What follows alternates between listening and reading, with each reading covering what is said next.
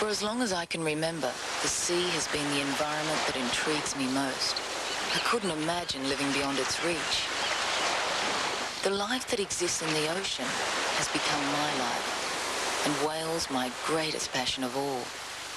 I've longed for a personal encounter with them, and recently I was invited to join a scientific expedition to study the humpback whales of Australia. But the day before our tall ship sailed, there was a disturbing incident. A young humpback, confused by shark nets, had stranded himself on a local beach. There it floundered helplessly in the shallows.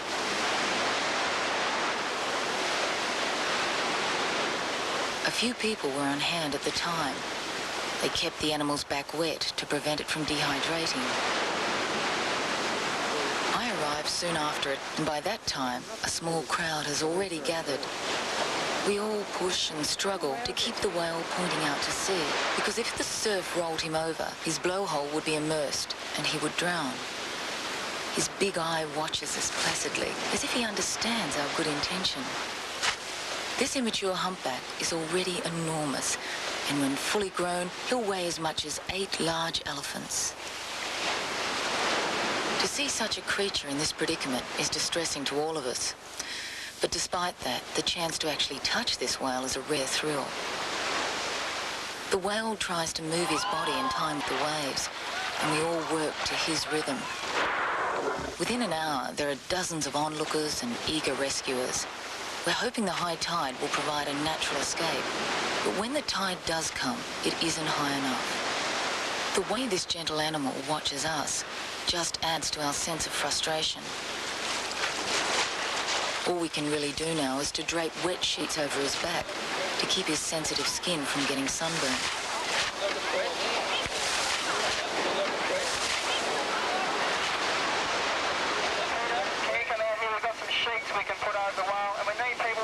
What's happening is the tide's going out and the whale's actually digging a hole for himself. The hole will help float his heavy body. The whale can't support its own weight out of the water. As I watch this young animal heaving in the surf, I can see that every breath is depleting his energy. Our community effort is heartwarming, but I still feel apprehensive, knowing what lies ahead for this half-grown whale, even if we do save him here.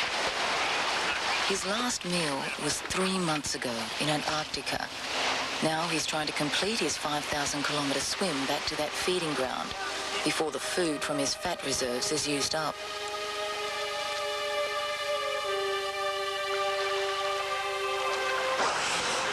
Had this whale not run aground, he'd be migrating in a group or pod of up to 6 whales, heading south from Australia to his feeding grounds in Antarctica. Humpback whales are among the largest animals on Earth, yet they feast on one of the smallest, the shrimp-like krill. If the stranded whale ever does manage to complete his journey to Antarctica, he'll feed voraciously all summer long, storing enough energy in his blubber to fuel him for the rest of the year. But first, he'll have to survive until morning, and the tide will be favourable. After dark, more people arrive by the minute, all prepared for a sleepless night of intensive care. Entire families have abandoned their other commitments to be at the whale's side. And the common spirit uniting us is something I've never experienced so strongly.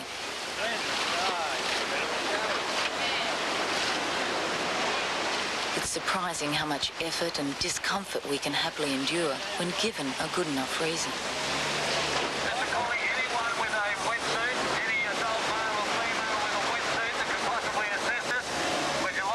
Some bring blankets, others supply hot drinks. And before dawn, yet another team of professional rescuers arrives with more equipment. My urge is to stay, but now that the whale is in good hands, I decide to keep my appointment with the scientific whale expedition. At first light, I say my goodbyes and depart, feeling a fresh regard for humanity.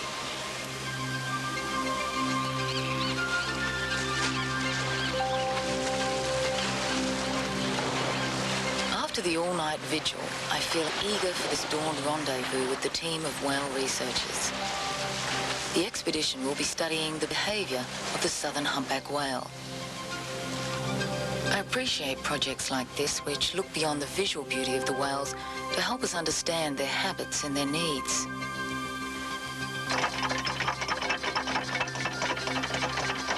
It's an exotic experience to board this authentically restored vessel, the Anna Christina.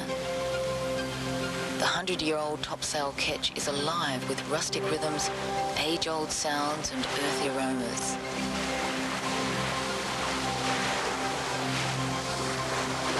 A tall ship is ideally suited for this voyage. Her silent sailing creates no disturbance to the whales, and her masts are perfect for whale spotting.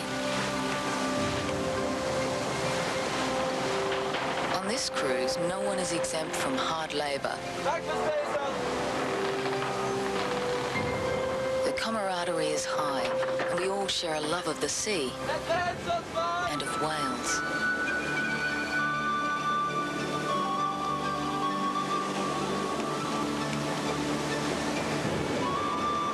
I can't wait to scale the rigging and get my first view from the crow's nest.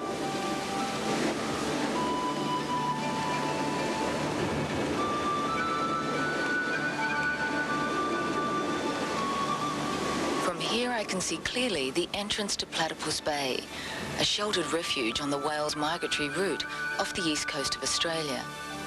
This is our destination, where we hope to observe the behaviour of the southern humpback whale at close range. Where the South Pacific Ocean currents hit Fraser Island, they form the gently sloping sand bottom of Platypus Bay. This provides calm waters and a good resting place for weary whales. Fraser Island shields the bay from extreme weather conditions, and it's here that our research team has observed the whales behaving in the most playful and inquisitive way. We use an ultralight aircraft to efficiently scan the bay. The ultralight was chosen for its low noise level, and it flies high enough to avoid disturbing the whales. Part of the allure of these animals is their unpredictability. The herd migrates down the coast in waves or pulses of pods, and sometimes days can go by with no whales to be seen. Today is one of those days. The ultralight pilot radios the Anna Christina. Nothing so far, Ross. Over. Roger, mobile, over. I'll have a look to the north. Over. Yeah, Romeo, Anna Christina standing by. My thoughts go back to that young whale stranded on the beach. I just saw him this morning, but now that seems like the distant past. Brisbane Radio, this is the Anna Christina. I call the mainland to find out how the rescue is going, and they give a mixed report. 500 people here anyway, even in bad weather. Most of them are ready for help. Over. But the whale's predicament has worsened. He's struggling under the full weight of his body, and his breathing is laboured. And now, sand threatens to choke him.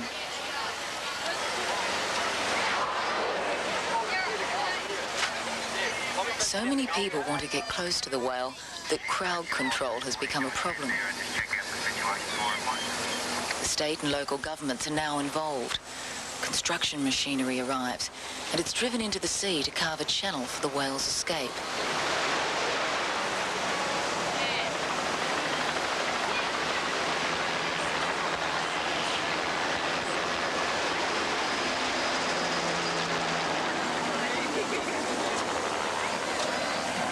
It's a labour of love, and no one has lost hope.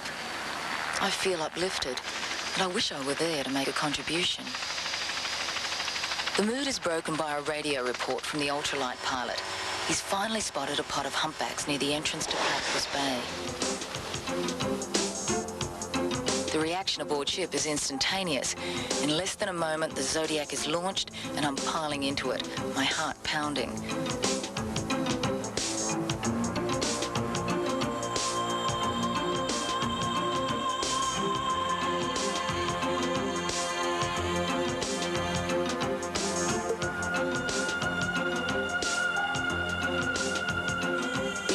The distance as quickly as possible, and the ultralight indicates when to slow down so the whales don't feel they're being chased.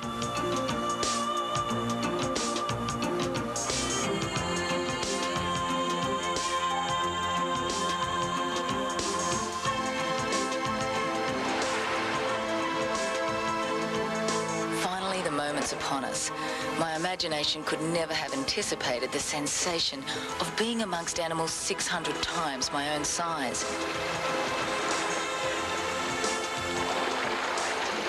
We put the motor into neutral to keep the prop from injuring the whales. We let them approach us, and we soon learned that they're every bit as curious as we are.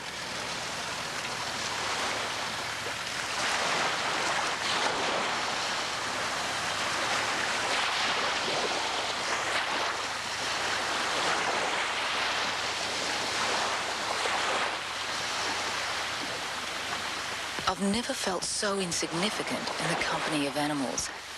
But in the close presence of these leviathans, one cannot help but be overwhelmed.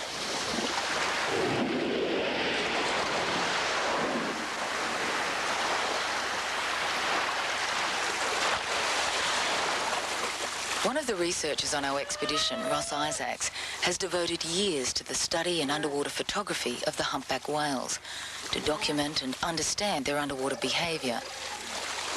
He has perfected a technique of attracting them by making sounds through his snorkel that resemble their own song. I've developed this method of calling whales to avoid disturbing them. Whales can be distressed if you swim right up to them, so if the whales make the approach, that lets it happen on their terms.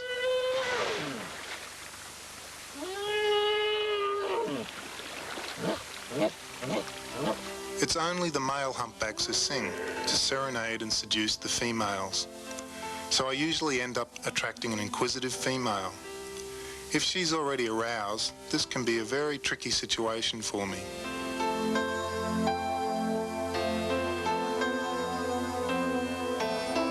Up close, I can sense some intangible connection when our eyes meet. You can actually feel the awareness and perception of these great creatures. Their size is matched only by their gentleness.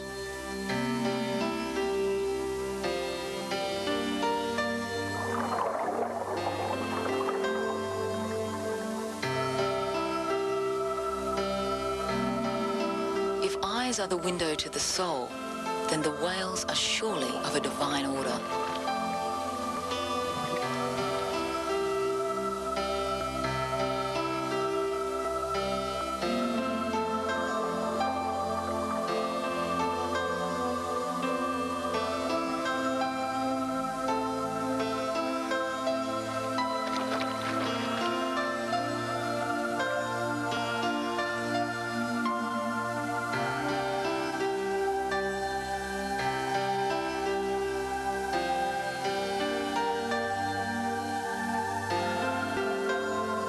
This is delicate work requiring extreme sensitivity to the animals.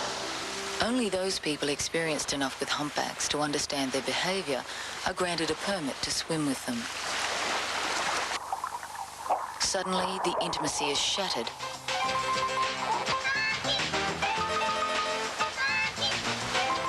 At first, we feel invaded, but there are no exclusive rights to this experience.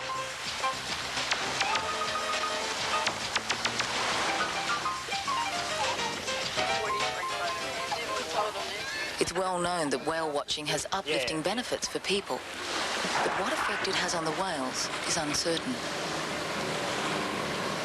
Most of the tour boat operators conduct their excursions professionally, with consideration to the whale's requirements, but occasionally an amateur whale enthusiast will be ignorant of whale etiquette.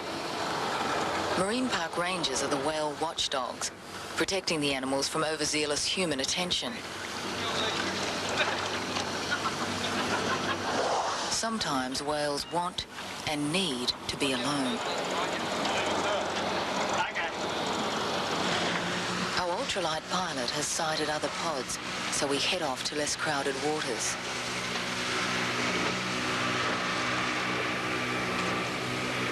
The new pulse of humpbacks has been entering the bay over the last 2 hours. To me, these whales appear quite playful as they push tons of water through the ocean. But Ross keeps the boat well clear, explaining it's a fighting pod with 4 males battling for the right to escort the female. Suddenly, 2 of them surface right next to the boat. Then they're away, and the sea erupts with the force of their battle.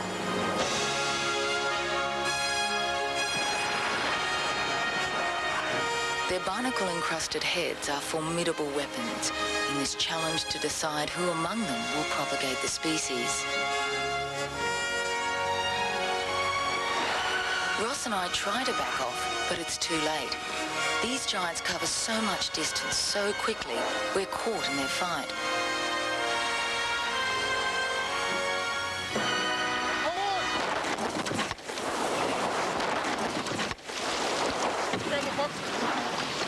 We survive the impact and consider ourselves extremely lucky to be able to put the boat back in order. To the whale, it was just a light tap, since our soft-hulled craft bounced harmlessly off its head. The Leviathans carry on their battle, obviously indifferent to our close call. We head back to the Anna Christina, feeling humbled by the size and power of these creatures. My first day on the expedition is only half over, but already my experience with ocean whales has been nothing short of spectacular. And there is a new report on the young whale who ran aground. There are now more than 2,000 people on the scene. Again, the high tide wasn't high enough, but a peak high tide is forecast for tomorrow.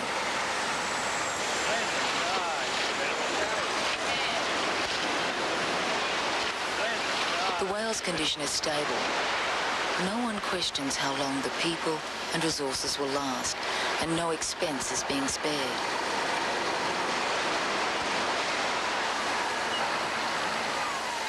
The usual paperwork and red tape are now being bypassed to authorize whatever resources are needed to save this beautiful animal. We finally make our way back to the Anna Christina, where there is yet another pod of inquisitive humpbacks playing around the ship. Again, the curiosity is mutual, and we share the last warm glow of daylight in their company.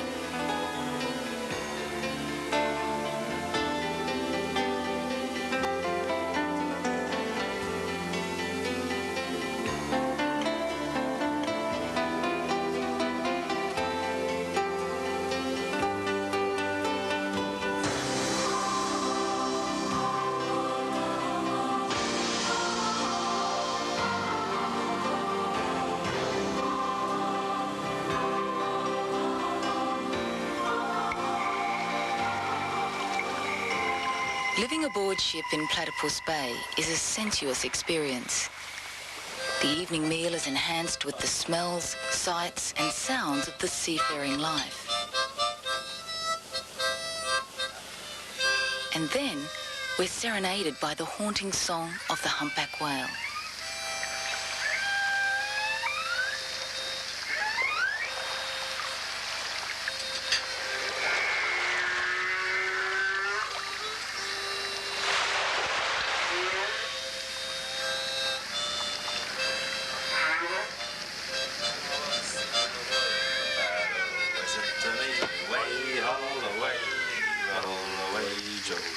King Louis was the king of France before the revolution. Listen. It's coming through the hole. The whale songs last all through the night, then give way to the gentle ambience of Platypus Bay.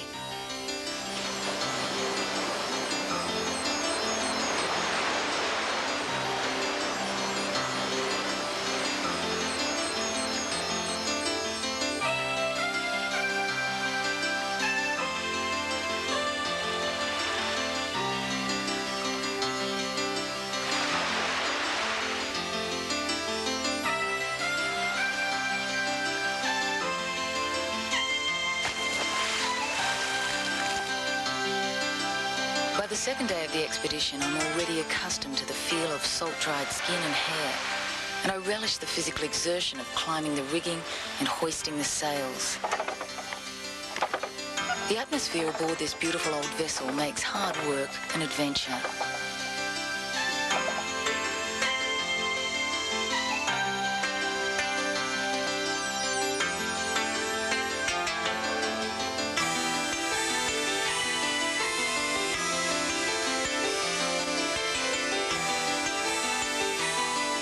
once we're underway, we all had the same thing on our minds: finding whales.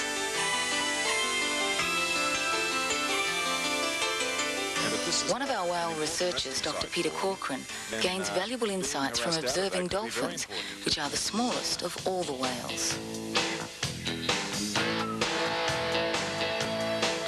Dolphins are the friendliest and most playful members of the whale family, making them easy to study. One can see why these fun-loving mammals have captured the hearts of so many people through the ages. The ancient poet Hulutika wrote, "Sublimer than the dolphin is nothing yet created." I lure these cetaceans with food so I can study their behaviour. I make photo identifications of particular dolphins, and I get to know some of them individually. One or two of them will greet me like a friend when I return next season.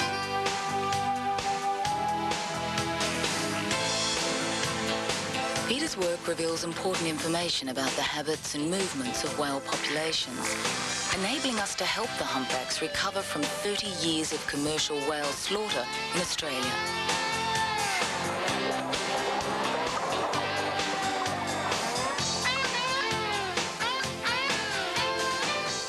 I monitor these whales throughout their breeding grounds, which extend north to the Great Barrier Reef.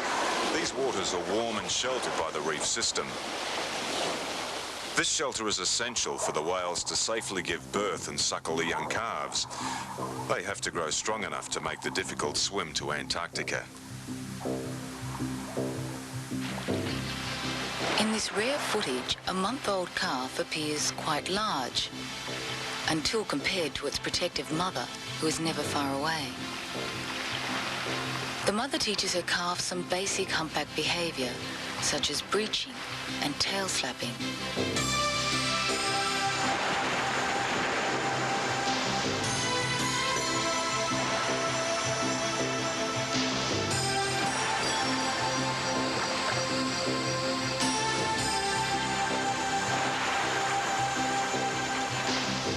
At the end of the lesson, the diligent calf is rewarded with a whale-sized meal of milk, and then a much-needed rest. Safe nurturing of these vulnerable calves is the only hope for the resurgence of this endangered species. The mothers seek out these secluded waters, which offer shelter from rough seas, thanks to the nearby reef formations.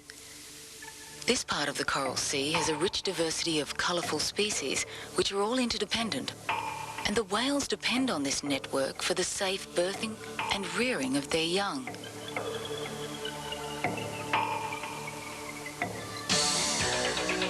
I've been diving in these waters for years, but it's only through Peter Corcoran's work that I now appreciate how significant the region is to the whales who breed here. The ecology of this area is not only beautiful, it is fragile. Any impact upon a major species here would cause a chain reaction among the others, which would inevitably affect the whales.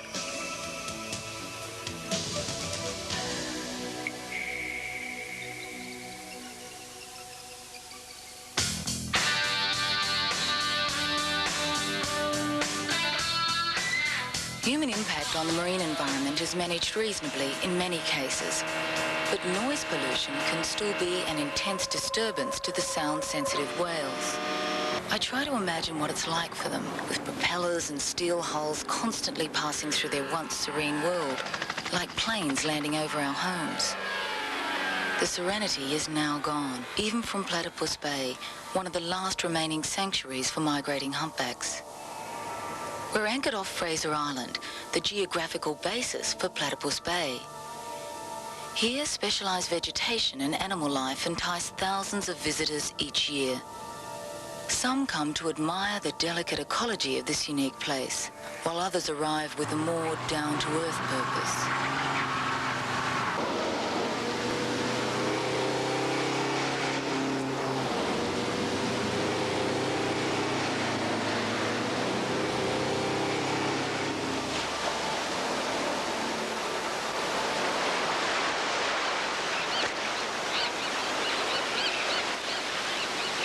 The whale sanctuary in Platypus Bay has been created by the sweeping sandy shores of Fraser Island. Over thousands of years, the wind, sea and geography have combined to form some of the tallest sandhills on Earth. Over 120 kilometres long, this is the largest sand island in the world. Remarkably, these sandy deposits support towering rainforests and a diversity of animal species. Clear freshwater creeks create an unpolluted paradise for the island's specialised wildlife. This sand island is now recognised for its World Heritage value, and every year more tourists arrive. Human impact here could have a domino effect, eventually driving wildlife and whales from this once secluded refuge.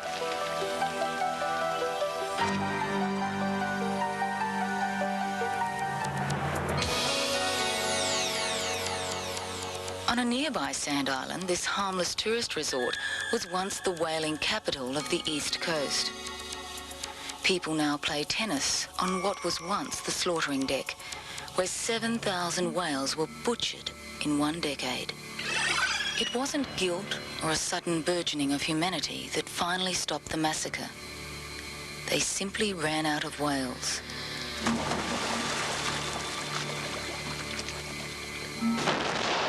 Ironically, when the slaughter finally ended, the old whaling ships and remnants from the station were given an appropriate burial at sea. These old steel hulls and boilers now form an artificial reef, which supports life instead of destroying it.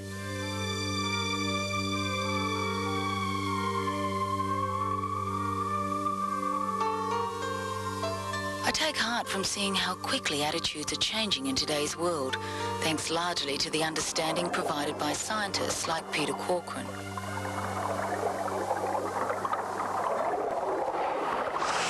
It wasn't so long ago that ships like the Anna Christina were used for killing whales, but now they're used as research vessels to find ways of reversing our past mistakes. I'm beginning to understand why everyone who encounters whales experiences a feeling of enchantment. Whales are playful, sophisticated social creatures like we are. And just like us, they have a level of consciousness that embraces more in life than simply surviving. With their friendly curiosity, they show an obvious longing to reach out and make contact.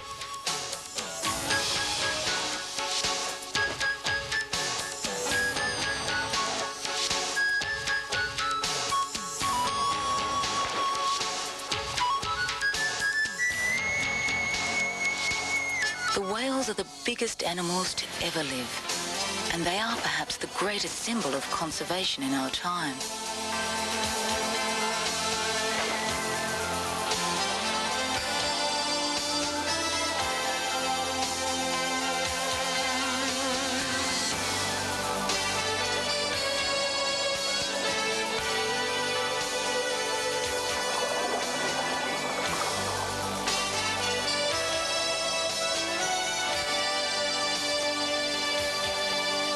For many, these are not just lofty sentiments. Real progress in conservation relies on science. Researchers like Mike Osmond are doing valuable work on this expedition to help the humpback whale make a comeback.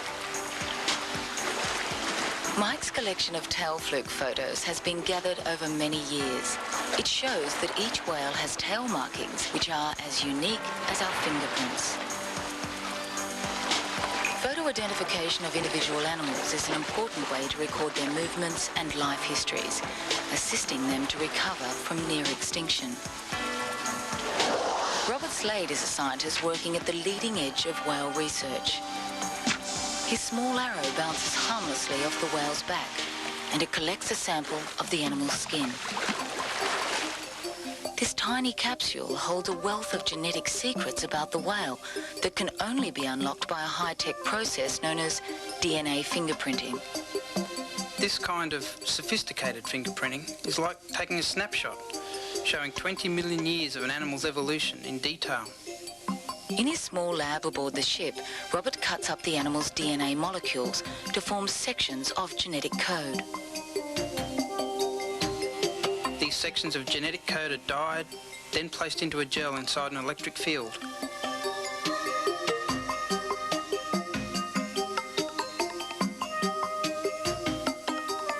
negatively charged pieces of DNA are drawn downwards through the electrified field. In about the time it takes to brew a pot of coffee, the sections of genetic code settle into a particular order. Ultraviolet light then reveals the animal's unique genetic patterns, or DNA fingerprints.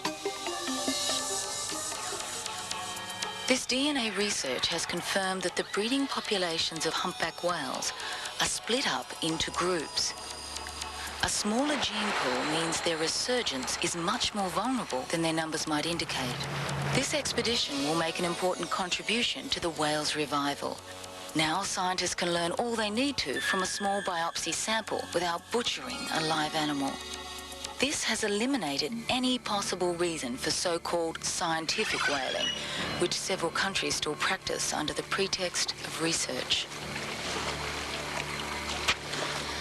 When a whale is killed, the sea turns red as the magnificent creature chokes to death in its own blood.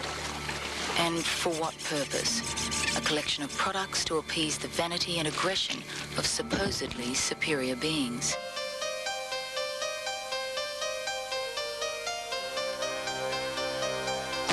If whaling is allowed to resume for any reason, whales will again be reduced to cosmetics, pet food and fertilizer as they have in the past, with their blubber providing oil and glycerine for instruments of death.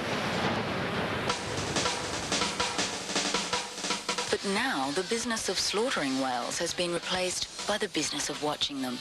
So public awareness of these animals is making them popular. Come the winter season in the seaside resort of Hervey Bay, the humpback whale becomes a celebrity.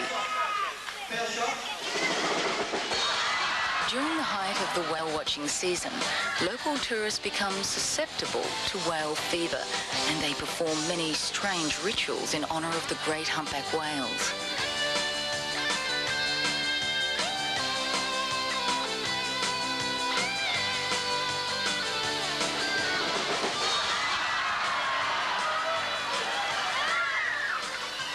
The new public interest in whales is proving to be far greater than I would have imagined.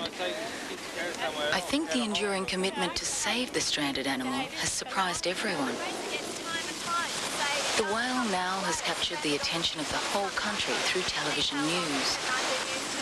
Well, I think it's really terrific to see Australians rallying and making such a wonderful effort to save this magnificent animal. Well, I'll make a bet that it doesn't survive because it's too young. I've seen the young whales like that die on Northern Ireland. Because the tides are receding from this tide, so the situation's going to get worse every tide. So really, this has got to be our best chance. A special harness is made up to tow the whale out through the channel. A long rope is attached to the harness, and it's linked to a rescue vessel by forming a human chain.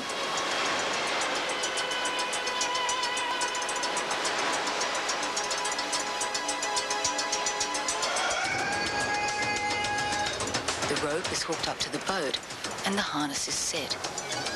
In 2 hours, the tide will provide their last chance to pull the animal to freedom.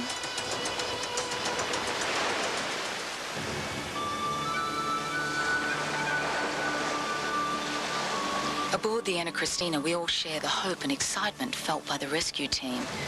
As we continue our search for whales along the sheltered waters of Platypus Bay, a mood of optimism sweeps through us.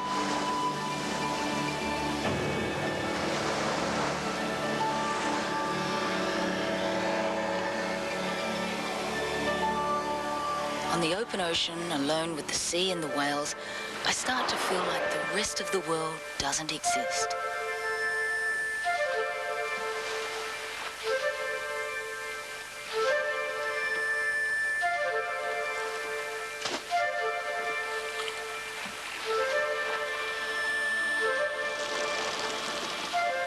These graceful leviathans glide through their world with effortless poise. They enjoy dominion in their realm as we have superiority in ours. But their mastery is a far different kind. They exist in harmony with their environment, while we manipulate and dominate ours.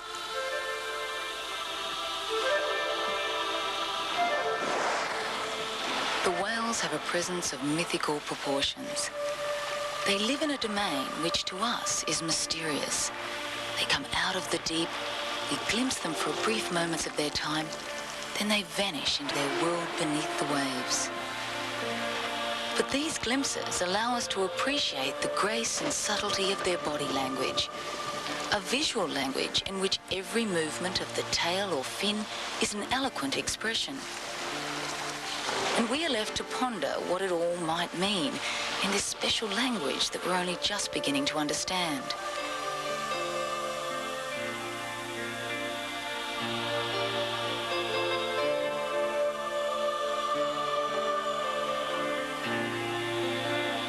Our ultralight pilot has sighted what we're all here for, a pod of humpbacks in a performing mood. Okay, let's go. Ross loads the camera and we head off for another encounter. Again, we feel the adrenaline, hoping their spectacular display will last until we arrive.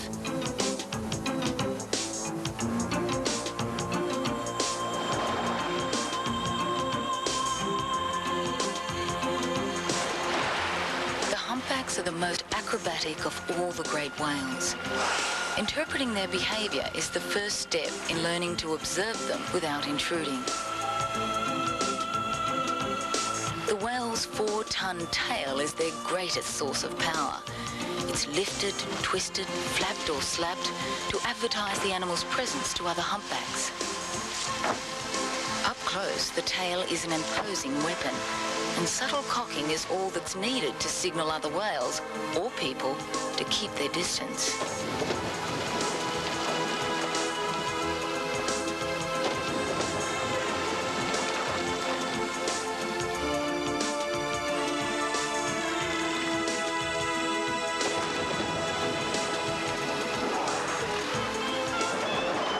Whales are tactile creatures.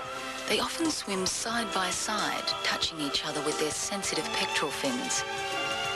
Mothers use these enormous fins as caressing hands to stroke their young calves. These massive flippers distinguish humpbacks from the other great whales. They're almost a third the length of their body. Weighing 2 tons each, they can crash down like cymbals on the water's surface or spread like wings as they fly through the ocean.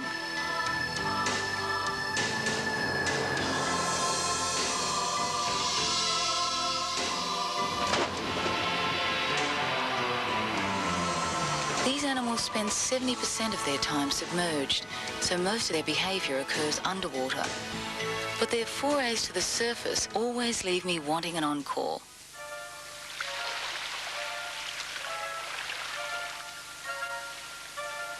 A close encounter with a humpback leaves impressions ranging from the amusing to the sublime. Its head is dotted with sensory nodules the size of golf balls, creating its distinctive resemblance to a giant gherkin. But the overriding impressions are those of grandeur, of power, and of majestic grace.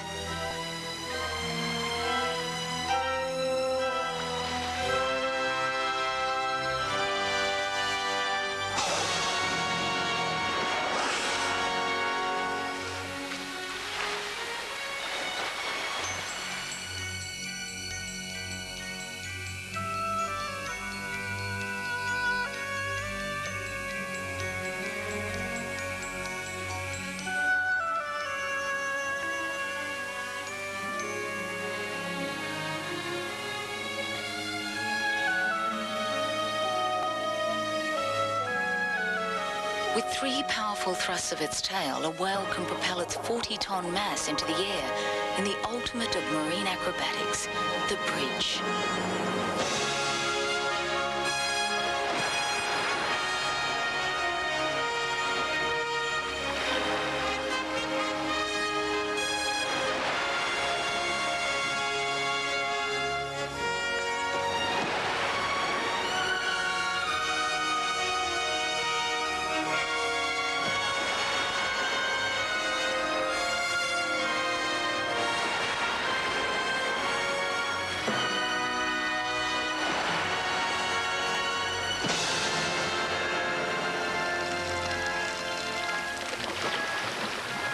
The breach is often the final punctuation in a series of other behaviours. Scientists are still striving to explain these displays, but others are content to simply regard it as one of the more enigmatic qualities that adds to the mystique of these animals. And once again, where the whales are active, playful dolphins show up for some fun. Their charm is irresistible. Plutarch wrote, "To the dolphin beyond all others, nature has given what the best philosophers seek, friendship for no advantage."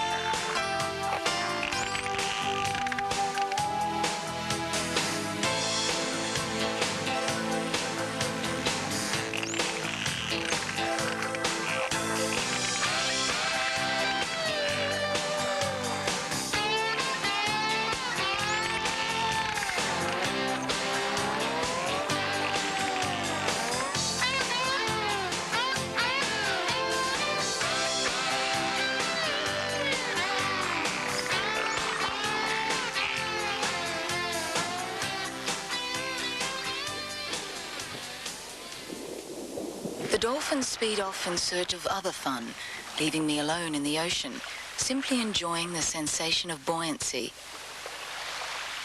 I hear a distant, familiar sound.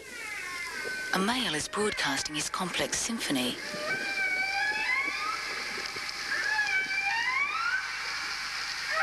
He draws closer, his haunting tones reverberating through my body.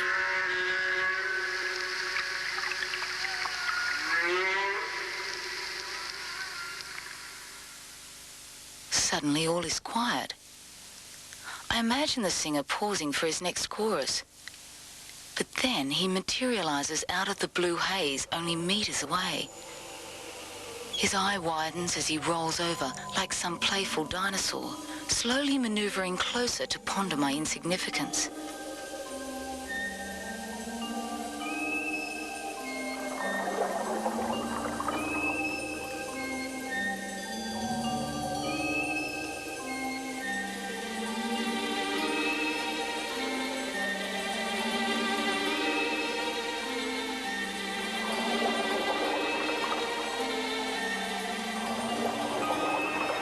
He circles around me, inspecting me first with one eye, then the other. And as his large, bulging eye connects with mine in some strange recognition of consciousness, we both shiver with excitement.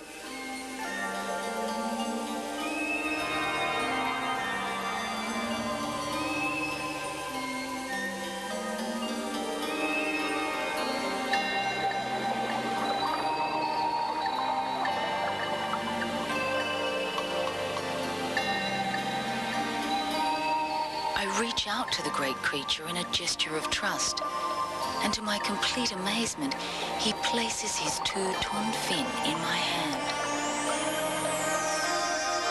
It lasts only for a fleeting moment, but I'm left quivering with delight. He looks at me one last time, then disappears into the deep.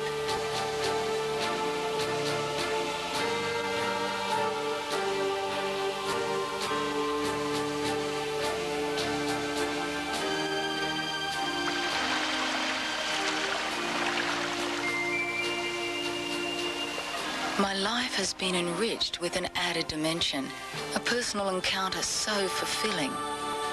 Only Ross and a handful of other people could really understand the experience.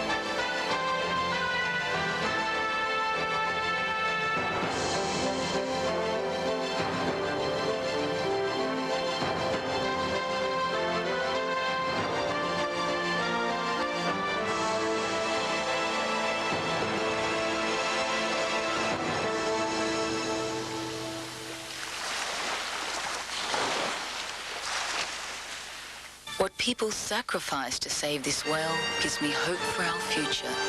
The rescue is a success, and this whale will live because of a new attitude toward life, a long overdue respect for the right of other species to exist. In learning how to care for these animals, and for nature itself, we are simply learning how to ensure our own survival on Earth.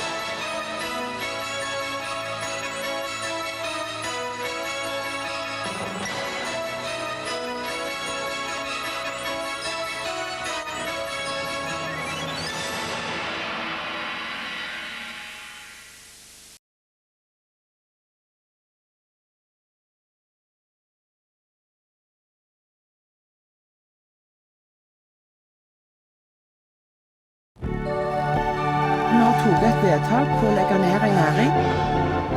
If you don't have any art, you're pretty much lost.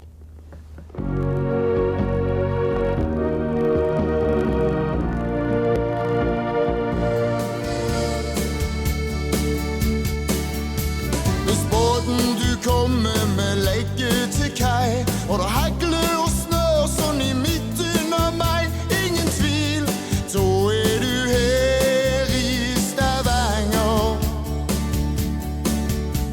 Det skader du går i fotløy i sang, er det pøp på hvert hjørne, da